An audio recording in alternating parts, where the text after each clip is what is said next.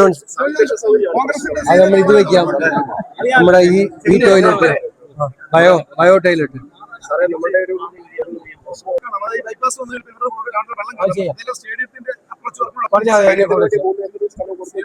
എനിക്കറിയാം എന്തായിരുന്നു സ്റ്റേഡിയത്തിന് വേണ്ടിയുള്ള എന്നെ ഇങ്ങനെ വളഞ്ഞു പൂട്ടി വെച്ചേക്കാം. നമുക്കെല്ലാം ചെറിയ ഇഷ്യൂ പോലും അഡ്രസ് ചെയ്തു.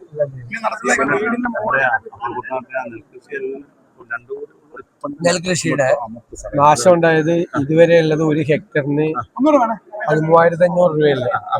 നമ്മള് ചെയ്യാൻ പോണത് വർദ്ധിപ്പിക്കാൻ പോവാം. നഷ്ടപരിഹാരം, കൃഷിക്കുള്ള നഷ്ടപരിഹാരം വർദ്ധിപ്പിക്കാൻ പോകാം. 13,500 രൂപ 2.5 ഏക്കർ സ്ഥലത്ത് കൃഷി പോയിട്ട് കൊടുത്തിട്ട് എന്താ കാര്യം? പെട്ടിയും പറ മോട്ടർ തറ എല്ലാം പോയി. പിന്നെ ഇവിടെ പാടത്ത് വന്ന ചെളിയെല്ലാം കളഞ്ഞ് അതെല്ലാം അത് ഒരു പ്രൊസീജിയർ ഉണ്ട്. കൃഷി ഓഫീസർ റിപ്പോർട്ട് ചെയ്ത് വില്ലേജ് ഓഫീസർ കൂടി പരിശോധിച്ച് ഇവിടേക്ക് വരുമ്പോൾ അവിടെ നിന്ന് തരുന്ന അനുസരിച്ചുള്ള നഷ്ടപരിഹാരം കൊടുക്കും. ഇതുവരെയുള്ള കൃഷിക്കുള്ള നഷ്ടപരിഹാരം വളരെ തുച്ഛമായ തുകയാണ്. നാളെ നമ്മളത് വർദ്ധിപ്പിക്കാനുള്ള തീരുമാനം എടുക്കാന്ന് വിചാരിച്ചിരിക്കുകയാണ്.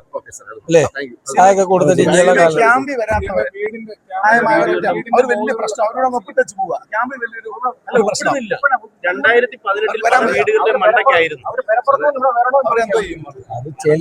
ഞാനിപ്പോ പത്രസമ്മേളനത്തിൽ പറഞ്ഞു. കാരണം എന്താ അറിയാം, മഴ കൂടി വെള്ളം കൂടി കഴിഞ്ഞാൽ നമുക്കവിടെ റെസ്ക്യൂവിന് പോലും പോകാൻ പറ്റൂല. അങ്ങോട്ട് പോകാൻ പറ്റൂല.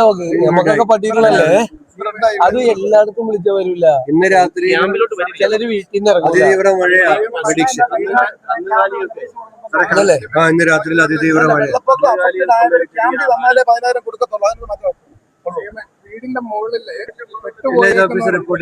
പെട്ടുപോയവരെ വിളിച്ചിട്ട് വരാത്തവരാണ്. അത് നമുക്ക് ഇവിടെ ആശുപത്രിയിലേക്ക് എവിടെയെങ്കിലും മാറ്റാം.